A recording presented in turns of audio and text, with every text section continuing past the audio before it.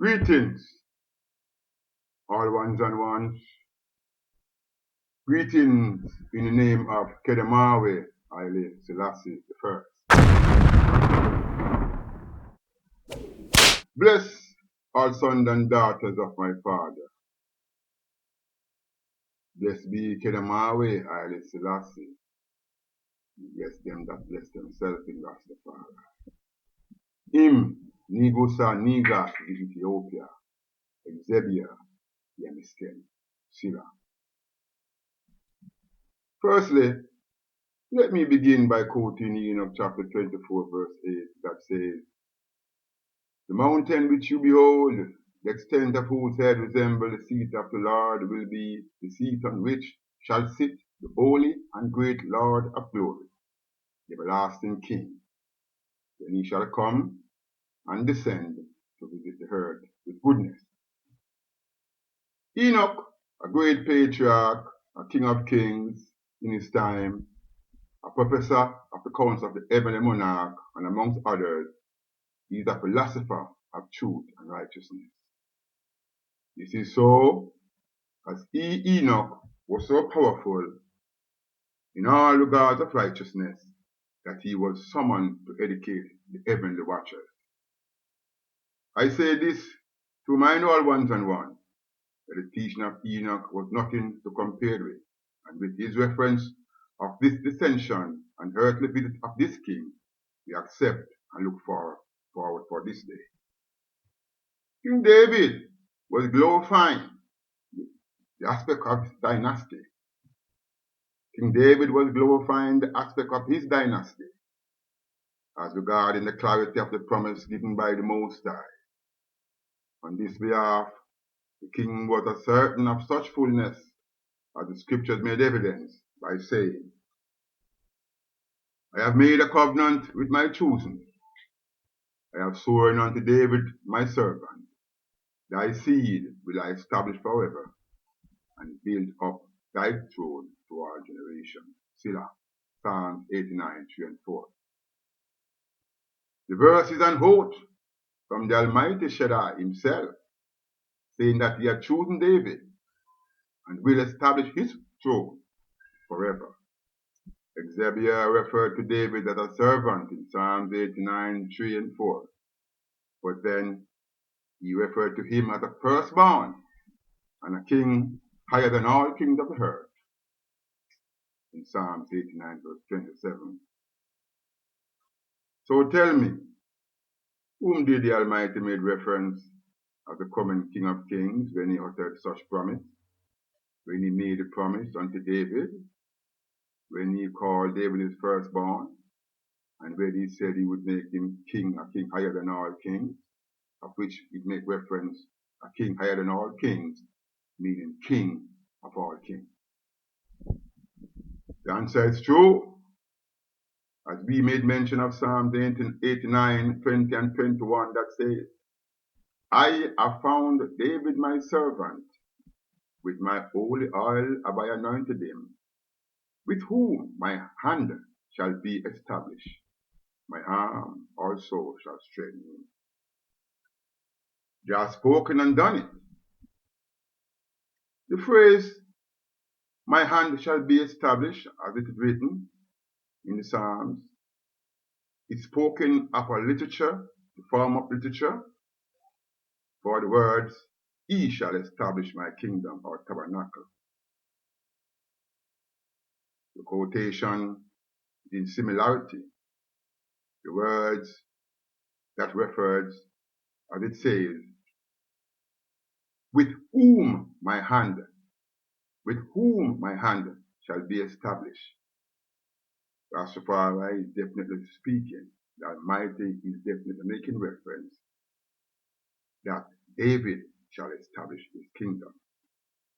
The phrase, "my hand shall be established," is a spoken literature for the word, "he shall establish my kingdom," or tabernacle. Whether Exebia meant a physical tabernacle, or a kingdom, or a spiritual one, the honors to establish this kingdom was given through the Davidic lineage. However, David did not build that physical or spiritual tabernacle. But Solomon was allotted the promise to build the physical tabernacle. One must understand that Iyesus did not build a physical tabernacle, as a matter of fact, but he establishes a foundation for a spiritual one. One must underline the word foundation, as a foundation is not a practical or a complete building, but the beginning of such. Now that Iyesus had returned to the bosom of the Father, it was then necessary to say that an era was ended and another began. It is understandably so, as Iyesus Kirisitosi had gave up his life, fighting for the freedom of I and I, fighting for I and I salvation. After he had been slain, he was taken up to the right hand of the Most High. He was sitting by the right hand of the Most High. He was placed in the bosom of the Father. In all this, Iyesus, as a slain lamb, now at the right hand of the Father, made a will and a way for the descension of the King of Kings, Haile Selassie. In this point in time, another era has begun, and it began with the Christ King, the Lion of the tribe of Judah, the elect of Jah, the light of I and I. David made mention of two sitting sovereigns, and unlike the Septuagint or the Latin version that made mention of two lords, the inscription within the original did not make reference directly to two lords, but the name of one and the title of the other lord. Original inscription, according to the Jewish Hebrew inscription, shows the detail of a hidden name for the greater Lord and a title for the lesser Lord. The hidden name for the lesser Lord is Yahweh, the tetragrammaton, the fullness of the name given by the patriarch Moses as reference to the Septuagint was YHWH. In reference, the greater Lord in the Psalms had been written in the token of this name, YHWH, Yahweh, and the title of the lesser Lord, Adonai. With transliteration and translation falsification occurs. The 6th canon version in itself made complication the error of transliteration and translation. Therefore, in this fullness of the scripture, according to the 6th canon version, David made reference by saying, Jehovah, which is the greater Lord, said unto my Adonai, which is the lesser Lord, sit thou at my right hand until I make thy enemy thy footstool. It says, Jehovah shall send the rod of thy strength out of Zion in the midst of thy enemy. For Jehovah, which is YHWH, had sworn and will not repent. Thou art the priest forever after the order of Melchizedek. The Adonai at thy right hand shall strike 2 kings in the day of his wrath. So it's natural to understand that in reference of Psalm 110, in the original text we would not see the Lord said unto my Lord, but we would see Yahweh or Jehovah said unto the Adonai. The word Adonai is the word used amongst most kings when they would refer to each other, one would bow and said, my Lord. It is simple, simplistic of that word. That would be a written code in the Jewish order that makes mention of the word Adonai. Adonai is a word used in the Hebrew text, wherein in translation of the English text, instead of they use the word Adonai, they would use the word Lord. In the Hebrew text, in the line of the Septuagint, and some place of the Koine Greek, you would see instead of the name of the tetragrammaton, some person would have used another name for the Almighty. However, in this Psalm 110, the first Lord, as Lord is a title, Lord is not a name.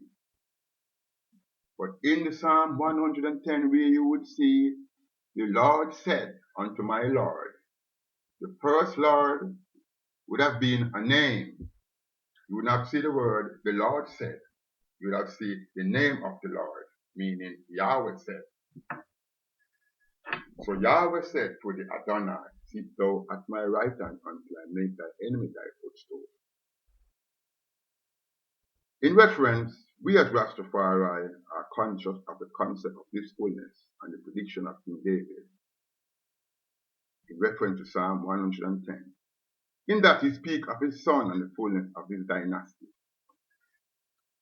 David, within all consciousness, foreseeing the blessed day of this coronation, and he speaks with great dignity regarding this sitting king.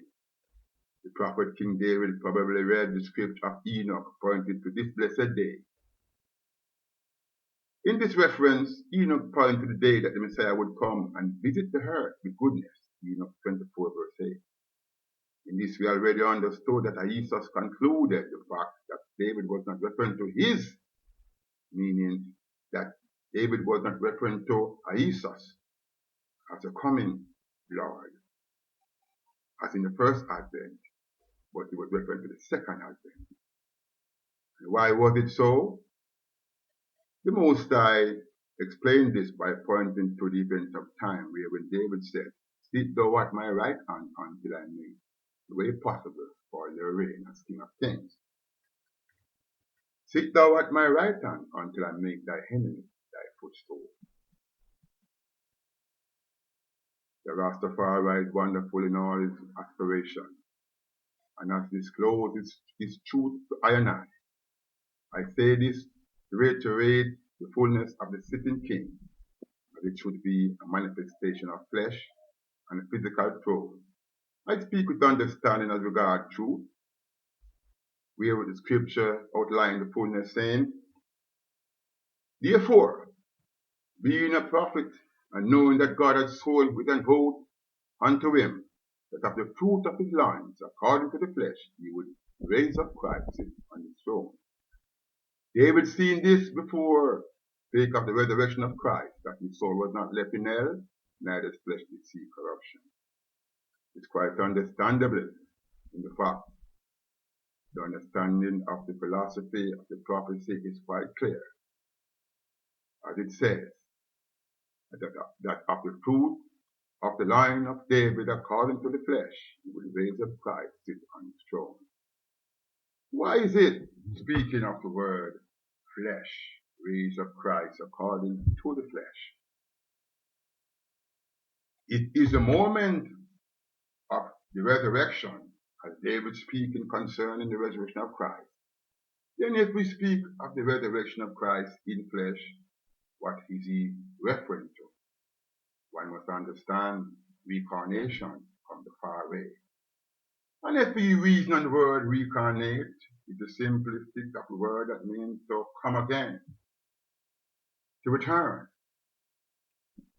It was not referring solely on the mysticism of the resurrection of Christ then.